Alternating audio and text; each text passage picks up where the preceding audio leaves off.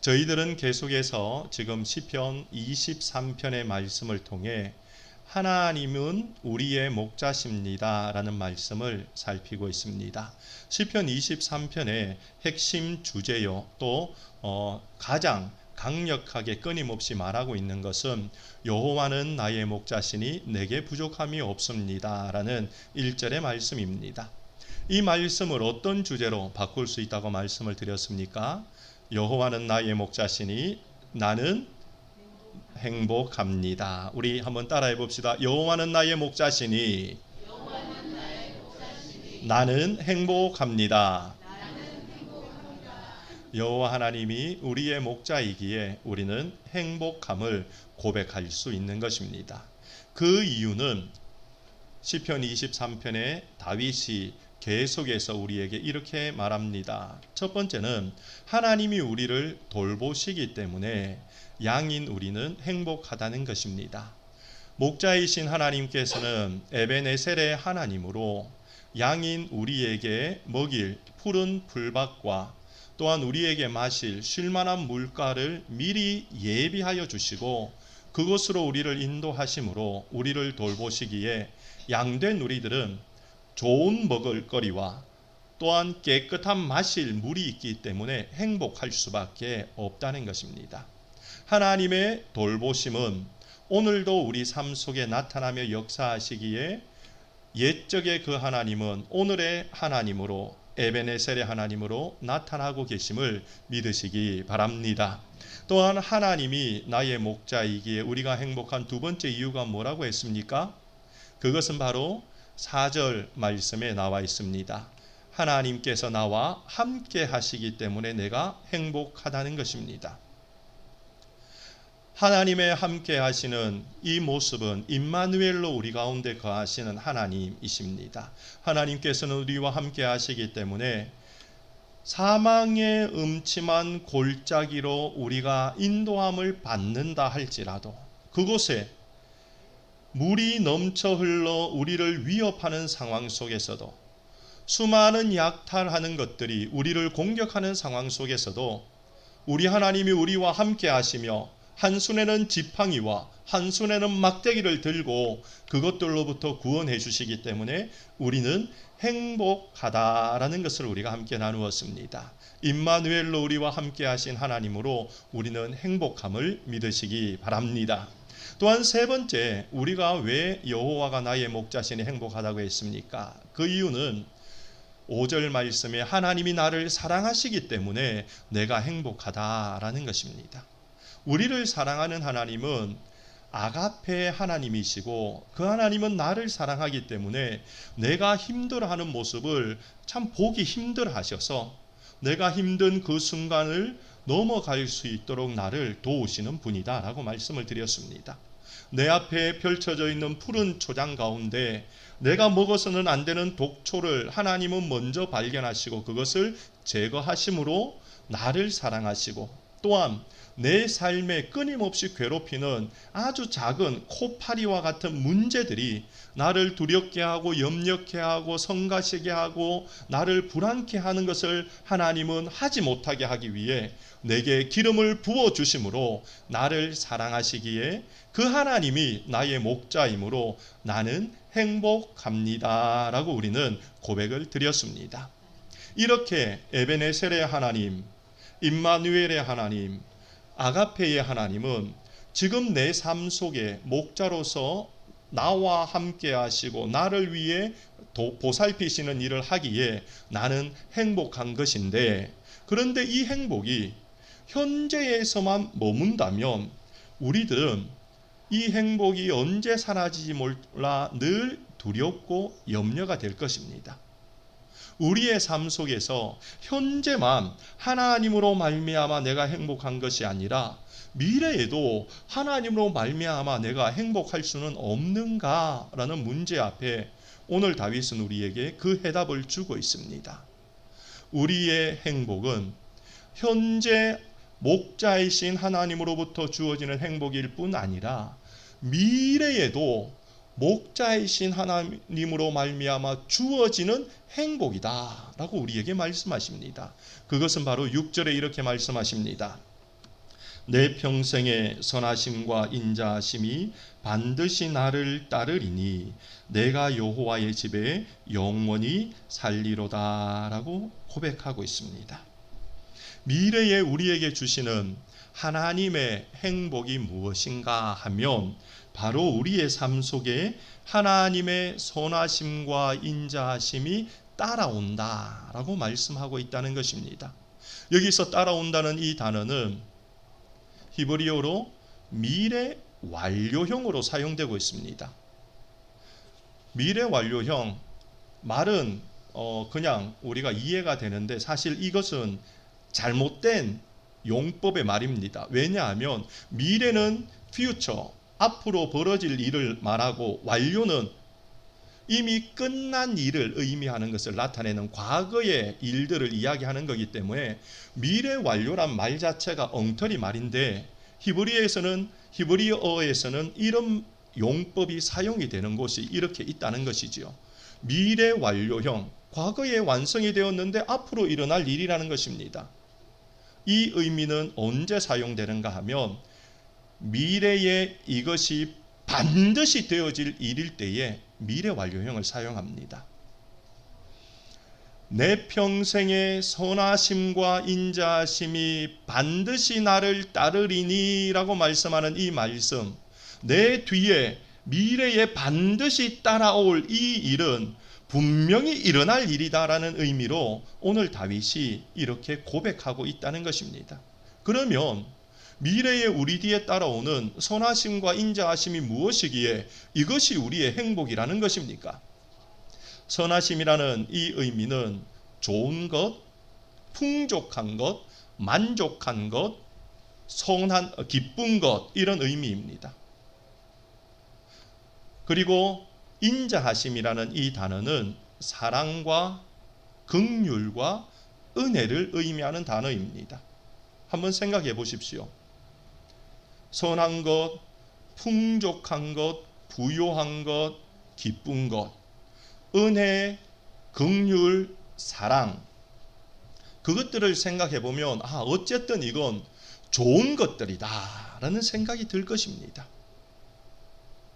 여호와는 나의 목자이기 때문에 내 인생의 걸음걸음을 내가 걸어갈 때 현재는 하나님이 나를 보살피시고 함께하시고 사랑하시기에 내가 행복할 뿐 아니라 내가 그 인생을 걸어가게 되면 미래에 내게 어떤 일이 있는가 하면 하나님이 내 뒤에 인자함과 선하심의 열매들을 듬성듬성 하나님이 맺어 주시겠다라고 약속하기 때문에 현재에도 나는 행복하고 그 열매들을 미래에 돌아보면서 미래에도 나는 행복하다라는 것을 고백하고 있는 것입니다.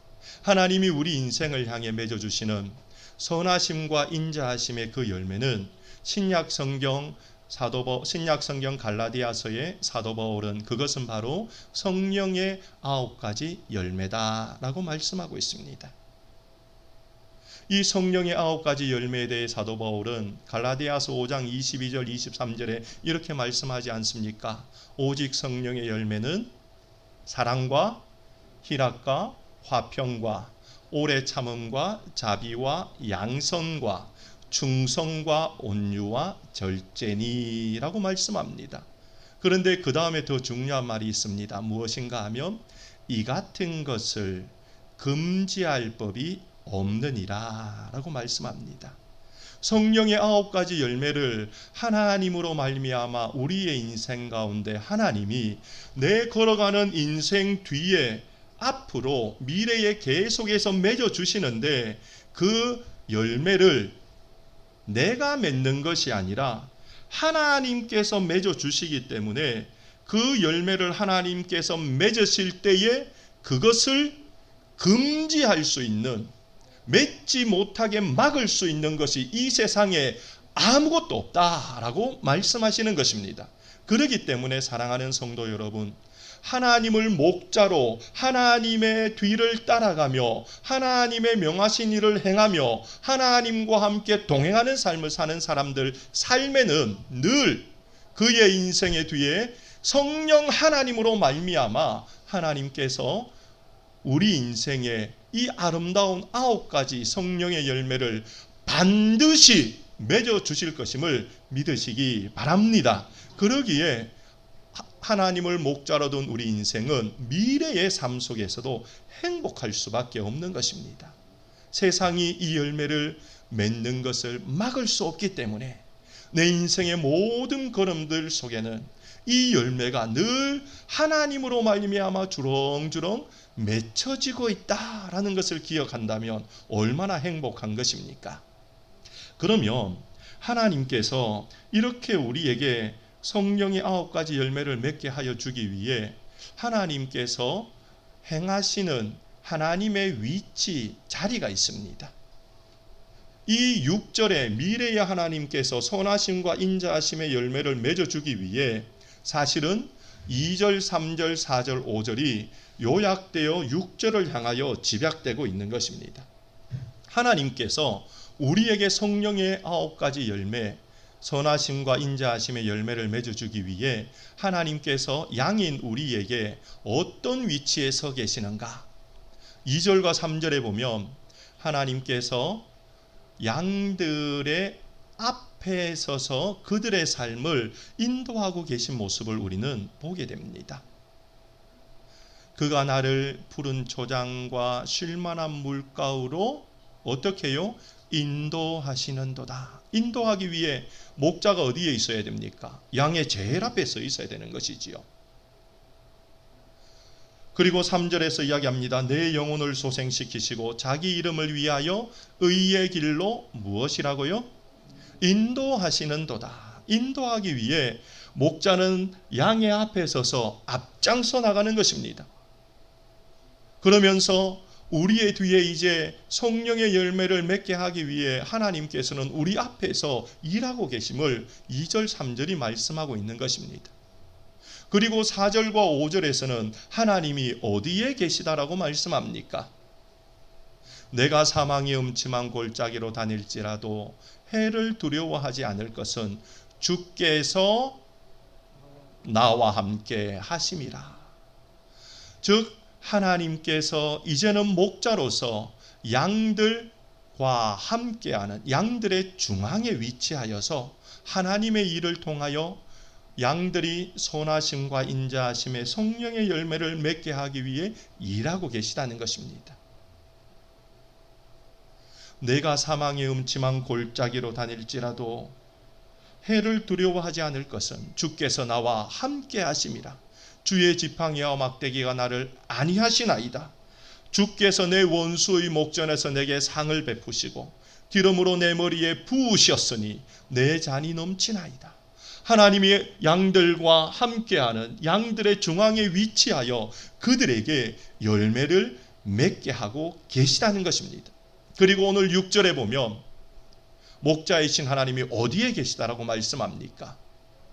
6절 말씀은 우리에게 내 평생의 선하심과 인자하심이 반드시 나를 따르리니 라고 말씀합니다. 여기서 내라는 사람이 누구죠? 다윗을 의미하고 양을 의미합니다. 양의 평생에 선하심과 인자하시는 열매를 맺기 위해 지금 목자이신 예수님이 어디에 계시는가 하면 나를 따른다라고 말씀합니다. 여기서 따른다는 의미는 무엇을 뒤쫓는다는 의미인데 이것은 그냥 어슬렁어슬렁 어떤 대상을 쫓아가는 것이 아니라 적군을 무찌르기 위해서 적 뒤에서 바짝 쫓아서 달려가는 모습을 의미하는 히브리어 단어입니다. 목자이신 하나님이 양이 하나님의 선하심과 인자하심으로 성령의 9가지 열매를 맺게 하기 위해 지금 어디에 계시는가 하면 그 양을 바짝 뒤쫓고 있는데 그러면 목자는 어디에 위치하는가 하면 양의 제일 뒤에서 이제 양의 걸어가는 길을 살피면서 양의 걸음걸이들 속에 선한 것을 이루기 위해 일하고 계신 모습을 성경은 우리에게 말씀하여 주고 있는 것입니다. 이처럼 하나님께서는 우리 앞에서, 하나님께서는 우리와 함께, 하나님께서는 우리의 뒤에서 선하심과 인자하심의 성령의 열매를 맺기 위해 일하고 계시기에 이 같은 법을 금지할 자가 없다라고 말씀하고 계심을 믿으시기 바랍니다. 그러므로 하나님을 목자로 두며 하나님의 뒤를 따르는 모든 양들의 뒤에는 하나님께서 그 양들의 인생에 성령의 열매를 지금도 맺혀주고 계시다는 사실을 우리는 잊지 말아야 됩니다. 많은 사람들은 그들의 인생을 살면서 그들의 인생 뒤에 무엇인가를 남겨놓기를 원합니다.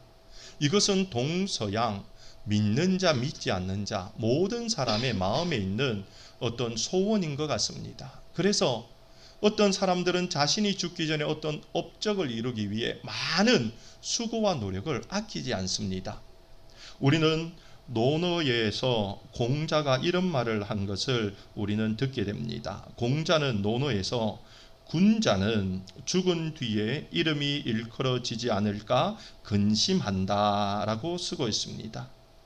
군자는 자신이 죽은 뒤에 세상이 자신을 잊어버리는 그것을 근심한다는 거죠. 그래서 어쨌든 업적을 만들어내어서 사람들이 자신의 이름을 언급하기를 원한다는 것입니다. 우리는 호사유피, 인사유명이라는 말도 알고 있습니다. 호랑이는 죽어서 가죽을 남기고 사람은 죽어서 이름을 남긴다라는 말이지요. 왜 이런 말이 나왔겠습니까? 많은 사람들의 마음에서는 후손들 가운데 나를 기억하는 사람이 있으면 좋겠다라는 생각을 하며 나의 삶의 열매를 보며 후손들이 내 이름을 일컫기를 원하기 때문에 그런 것입니다. 그런데 동양에만 이런 마음이 있는 게 아니라 서양에도 동일하게 이런 마음이 있습니다. 영국의 19세기의 개관 시인이었던 알프레드 테니슨은 이런 말을 했습니다. 그의 시에서 훌륭한 사람은 그들이 죽은 후에 살아간다 라고 말했습니다. 사람들이 훌륭한 사람이 죽고 난 이후에 끊임없이 그 사람을 회자하기 때문에 훌륭한 사람은 그들이 죽은 후에도 살아간다는 것입니다. 이처럼 동양과 서양 모든 사람들은 죽은 후에 자신의 삶이 회자되기를 원하여 어떤 업적을 이루기 원하는데, 여기서 중요한 것은 자기 자신의 힘으로 어떤 업적을 이루려고 할 때 선하고 또한 하나님의 은혜로 말미암아 맺히는 인자한 열매는 결코 맺혀지지 않는다는 것을 우리는 발견하게 됩니다. 인간의 힘으로는 선하고 인자한 열매가 맺혀지지 않는데, 왜냐하면 선함과 인자함은 하나님의 성품이기 때문이고 하나님만이 그것을 맺어주시기 때문입니다. 최근에 개봉된 영화 중에 오펜하이머라는 영화가 있습니다. 오펜하이머는 물리학자였는데 이 오펜하이머가 살았던 시기에 이 물리학자를 중심으로 맨하튼 프로젝트가 실시되었습니다. 맨하튼 프로젝트가 뭐냐 하면 2차 세계대전을 멈출 수 있는 강력한 무기를 만드는 프로젝트였습니다. 이 프로젝트에 오펜하이머가 수장으로서 많은 물리학자들과 과학자들과 함께 온 인류를 구하기 위해 온 인류에게 가장 위험한 무기를 만드는 작업을 수행했습니다. 캐치프레이즈는 좋았습니다. 온 인류를 구하기 위해 무기를 만들라는 것입니다. 그리고 개발된 것이 바로 핵무기입니다. 그리고 1945년 8월 그 핵무기가 일본에 투하되고 그로 말미암아 연합군의 승리로 전쟁이 멈추게 됩니다.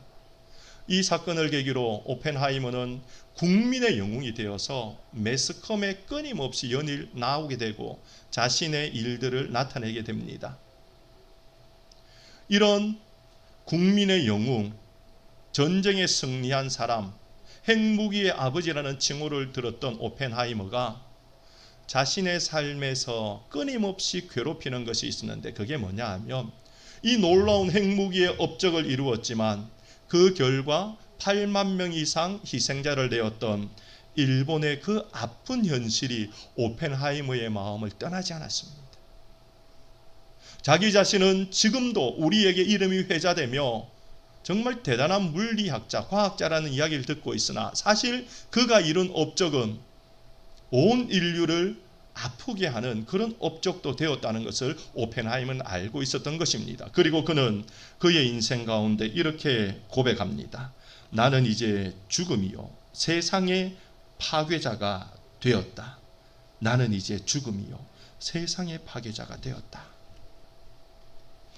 인간의 노력과 인간의 힘과 인간의 애씀과 인간의 땀 흘림으로 많은 사람들은 자신의 업적을 만들어내어 아름다운 열매를 만들기를 원하나 그러나 인간의 노력과 수고의 결과는 죽음이요 파멸이요 패망의 열매를 맺을 수밖에 없다는 것을 우리에게 보여주고 있습니다. 사랑하는 성도 여러분, 그러면 나는 어떤 열매를 맺고 살아가고 있을까요? 너무 길게 생각할 것도 없습니다. 나는 지금 지난 한 주간 동안 내 삶에는 어떤 열매가 내 걸음걸음의 뒤에 하나님이 쫓아오시면서 어떤 열매를 나에게 맺어주고 계셨고 하나님이 아닌 나는 내 스스로 어떤 열매를 지난 한 주간 맺고 왔는가를 한번 생각해 보기를 원합니다. 하나님께서 내 뒤를 따라오시면서 선하시고 인자하심의 열매를 맺어주시는 한 주를 사셨습니까? 아니면 내 힘으로 말미암아 악독과 쓴뿌리의 열매를 내가 지난 한 주간 맺어오며 사셨습니까? 성령의 9가지 열매의 첫 번째 나오는 사랑의 열매를 지난 한 주간 맺으셨습니까? 아니면 그와 반대로 미움과 다툼의 열매를 내가 맺고 왔습니까? 희락의 열매를 맺으셨습니까? 아니면 슬픔과 근심의 열매를 맺고 오셨습니까? 화평의 열매를 지난 한 주간 맺으셨습니까? 아니면 다툼과 분열의 열매를 내가 맺으셨습니까? 오래 참음의 열매를 맺으셨습니까?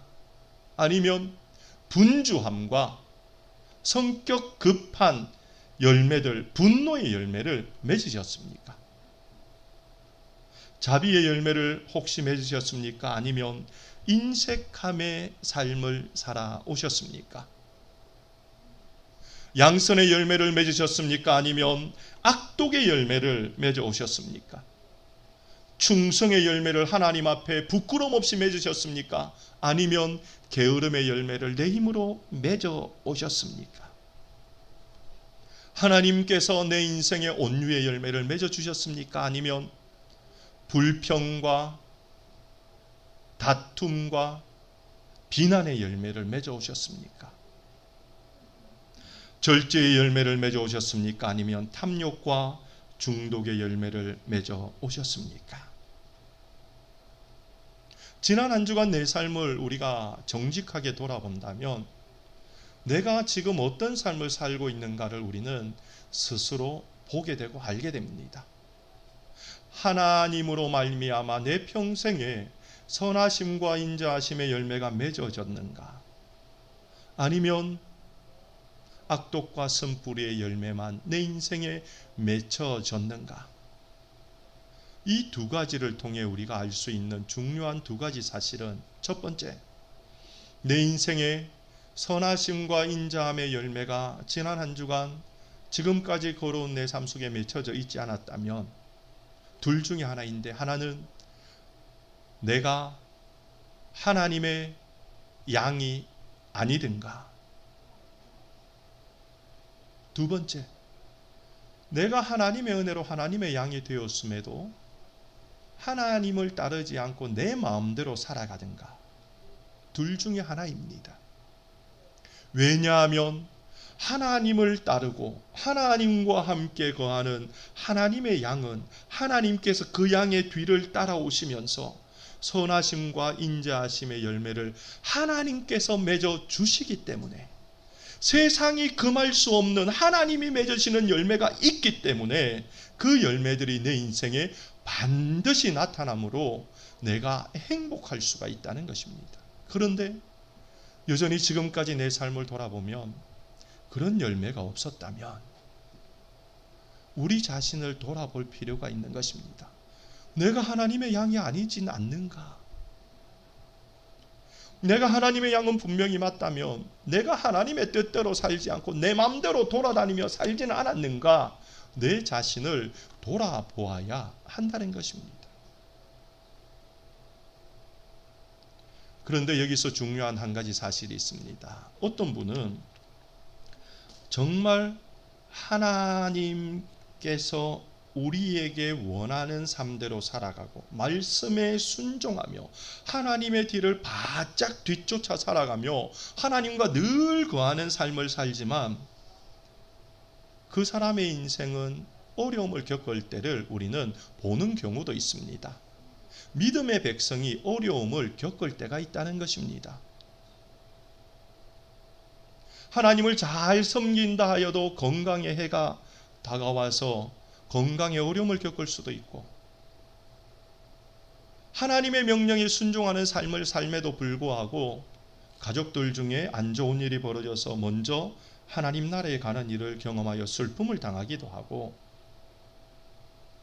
사랑하는 자녀들이 지나가지 못하여 아파하는 모습을 보며 눈물 흘리기도 하며, 취직하지 못하는 것 때문에 답답한 마음으로 하나님께 눈물 흘리기도 하는 것입니다. 믿었던 친구에게 이유 없이 배신을 당하기도 하고, 약속이 깨어지기도 하며, 경영하는 회사가 어려움을 당하기도 하고, 조금 더 나아가면 부도를 맞아서 정말 어려움에 처하기도 한다는 것입니다. 하나님을 잘 섬기고 하나님을 따르는 백성 가운데도 이런 고난은 있을 수 있다는 것입니다. 우리는 그 모습을 욥을 통해 보게 됩니다. 욥은 어떤 사람이었는가에 대해 욥기 1장 1절에서 하나님은 이렇게 평가하십니다.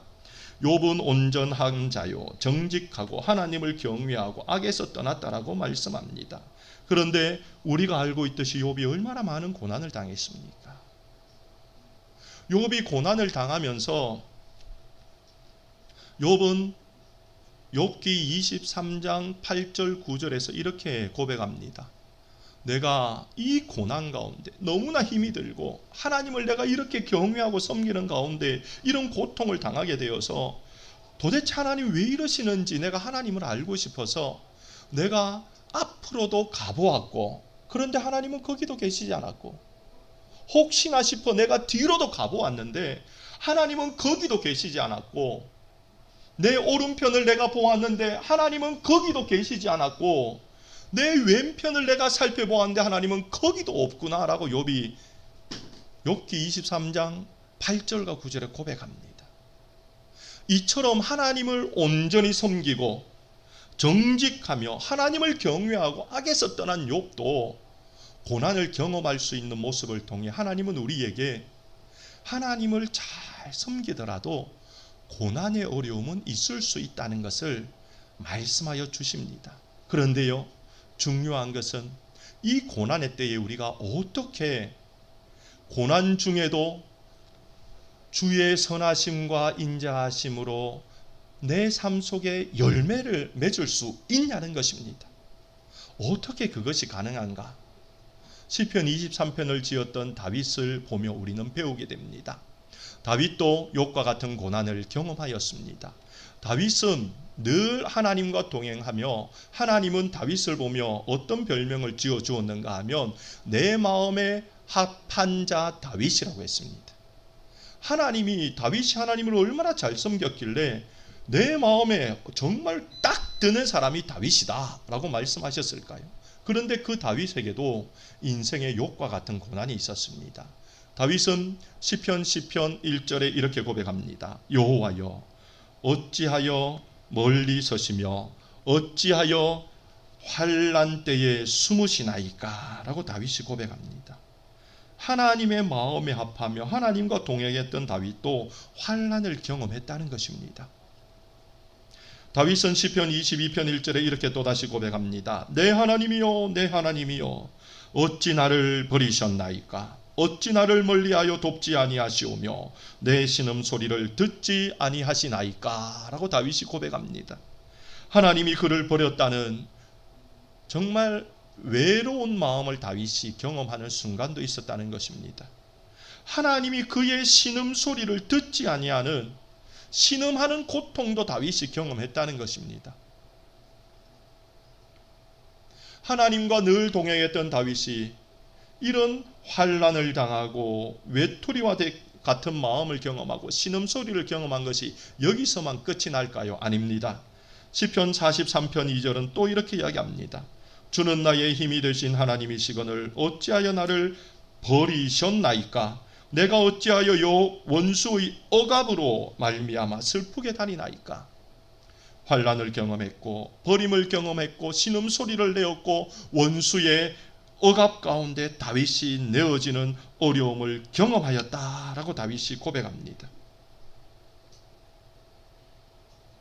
그런데 다윗은 하나님과 함께 함에도 불구하고 당하는 고난 가운데도 그는 하나님의 선하심과 인자하심의 열매를 그의 걸음 가운데 하나님이 끊임없이 맺어 주시는데 그 맺으시는 하나님에 대해 다윗이 어떤 마음으로 억압과 원수의 압제와 신음과 또한 외로움을 이겨내며 그의 인생 가운데 악독과 쓴뿌리의 열매가 아닌 선하심과 인자하심의 열매를 하나님이 맺으시도록 내어드리는가 하면 시편 116편 10절에 다윗은 이렇게 고백합니다. 내가 크게 고통을 당하였다고 말할 때에도 나는 믿었도다라고 고백합니다. 나는 믿었도다. 다윗이 무엇을 믿었다는 말입니까?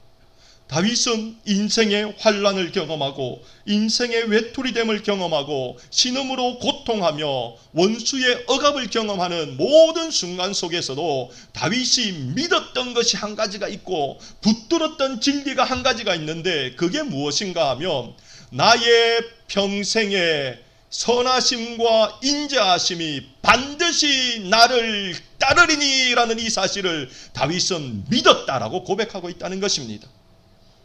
내 인생이 하나님의 뒤를 따르고 내 인생이 하나님과 함께 동행하기에 나의 인생의 평생에 하나님과 선하심이 반드시 나를 따라 성령의 아름다운 열매를 맺을 것이다라는 것을 다윗은 놓치지 않고 환난의 때에도 원수의 압박의 때에도 하나님이 그를 버려두는 것 같은 외톨이와 같은 느낌을 받는 때에도 신음소리가 입에서 새어나오는 것을 멈출 수 없는 때에도 다윗은 하나님이 선하심과 인자하심의 열매를 맺는 것을 놓치지 않았기 때문에 그의 인생은 어떤 상황 속에서도 하나님의 마음에 합한 인생이 되었음을 고백합니다. 다윗은 이렇게 하나님을 믿었기 때문에 16절에 주께서 나의 결박을 푸셨습니다 라고 고백하고 있습니다. 시편 116편의 말씀은 집에 가서 한번 쭉 읽어보십시오. 하나님이 다윗의 인생의 환난과 원수의 억압과 신음의 때와 외로움의 때에 다윗이 하나님을 믿는 그 믿음을 보일 때 하나님이 어떤 열매를 그의 인생에 맺혀주셨는지, 그리고 하나님은 그 모든 결박을 풀어주심으로 다윗을 자유하게 하셨는지 시편 116편은 우리에게 분명히 말씀하여 줍니다. 사랑하는 성도 여러분, 그러므로 우리에게 오늘 필요한 것은 지금 내 인생의 뒤를 돌아보며 하나님의 선하심과 인자하심의 열매가 없다고 낙심하는 일이 내게 필요한 것이 아니라 내게 필요한 것은 다윗처럼 하나님이 내 인생에 선하심과 인자하심의 열매를 반드시 맺어 주실 것입니다. 그러므로 저는 목자이신 하나님을 따르고 하나님 가운데 거합니다. 내가 다윗처럼 이것을 믿습니다라는 고백으로 우리는 우리의 삶을 살아야 됨을 믿으시기 바랍니다. 그러므로 우리는 다윗처럼 내 평생의 선하심과 인자하심이 반드시 나를 따르리니 내가 여호와의 집에 영원히 거하리로다 라는 이 믿음을 믿고 선포해야 되는 것입니다. 지금까지 여러분의 삶에 어떤 열매가 여러분의 뒤에 남겨져 있습니까? 하나님이 여러분의 삶을 통해 어떤 열매를 지금 여러분의 삶에 맺어주고 계십니까?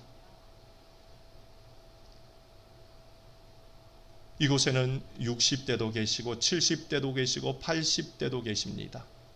이제 얼마 있지 않으면 90대가 되실 분도 계십니다. 앞으로 살 날보다 하나님 앞에 설 날이 죄송합니다만 더 가까운 분들이 많이 계십니다. 목사님 제가 60을 살아보았는데요. 목사님 제가 70을 살아보았는데요. 목사님 제가 80을 살아보았는데요. 지금까지도 정말 부끄럽지만 제 삶에 이런 열매가 잘 보이지 않는 것 같습니다. 앞으로 내가 하나님 앞에 설 날이 얼마 남지 않았는데 지금까지 살아도 못 맺은 열매가 앞으로 살 날 동안 맺혀지겠습니까, 목사님? 그냥 이렇게 살다가 어찌 보면 이렇게 조용히 살다가 하나님 앞에 가는 걸로 만족하겠습니다라고 말씀하시는 겸손한 분들도 계실 것입니다. 그러나 그것은 전능하신 하나님을 제대로 이해하지 못하는 고백입니다. 우리 하나님은 전능하신 분이기에 내가 그 열매를 맺는 것이 아니라 나의 뒤를 따르는 선하심과 인자하심의 하나님이 그 열매를 맺어주시기에 그 열매는 내 인생이 얼마 남은가가 중요한 것이 아니라 내가 어떻게 믿는가에 의해 하나님이 분명히 반드시 확실히 맺어주실 열매임을 믿으시기 바랍니다. 성경은 우리에게 분명히 말씀합니다. 시편 90편 4절에 주의 목전에는 천년이 지나간 오제 같고 밤에 한 경점 같을 뿐이다라고 말씀합니다. 하나님의 시간 계산법은 우리하고 완전히 다르다는 것입니다. 하나님의 천년은 언제라고요? 지나간 어제 같다고 이야기합니다. 하나님의 천년의 시간은 어떻다고요? 밤의 한 경점과 같다라고 합니다. 밤의 한 경점. 경점이 뭡니까? 경점이 무엇인가 하면 밤 시간을 5분의 1로 나눈 그 한 시간이 경점이라고 합니다. 밤이 깊은 동지 같은 경우는 밤 시간이 한 10시간 되겠지요. 그러면 그 중에 한 경점은 2시간을 의미합니다. 하지 때는 밤의 한 경점이 1시간 한 15분 정도 될 것입니다. 하나님께 천년은 길면 2시간, 우리에게 짧으면 1시간 15분 정도밖에 되지 않는 시간이라는 것이지요. 나는 60을 살고 70을 살고 80을 살아서 많이 살았다고 생각하는데 하나님께는 천년이 1시간 반, 2시간이기 때문에 내 인생은 하나님께 눈 깜짝할 시간입니다. 하나님은 그 시간을 늘릴 수도 있고 줄일 수도 있는데 나는 지금 얼마 남지 않았다고 이야기하는 이 순간에 하나님은 내 인생을 늘려주셔서 그 인생 가운데 순식간에 선하심과 인자하심의 열매를 맺을 수 있는 전능하신 분임을 믿으시기 바랍니다. 그렇다면 우리는 어떤 삶을 살아야 됩니까? 내 삶 속에 내 평생에 하나님의 선하심과 인자하심이 반드시 나를 따르리니 라는 이 믿음을 끊임없이 고백하며 살 때에 하나님이 내 인생에 이 아름다운 선하심과 인자하심의 열매를 맺어주신다는 사실을 놓치면 안 된다는 것입니다. 언제까지요? 내가 하나님 앞에 숨을 거두는 그 순간까지 이 믿음을 가지고 끊임없이 고백하며 이 믿음을 붙들 때에 하나님이 내 인생 뒤에 분명히 선하시고 인자한 열매를 맺어주실 것입니다. 그 전능하신 하나님을 믿으며 우리는 미래의 이 아름다운 열매를 맺으실 하나님을 바라보며 오늘도 행복한 삶을 살아야 될 것입니다. 여호와는 나의 목자시니 나는 행복합니다. 왜냐하면 하나님이 내 인생의 뒤를 따라오시며 선하심과 인자하심의 열매를 반드시 맺어 주실 것이기 때문입니다. 기도드리겠습니다.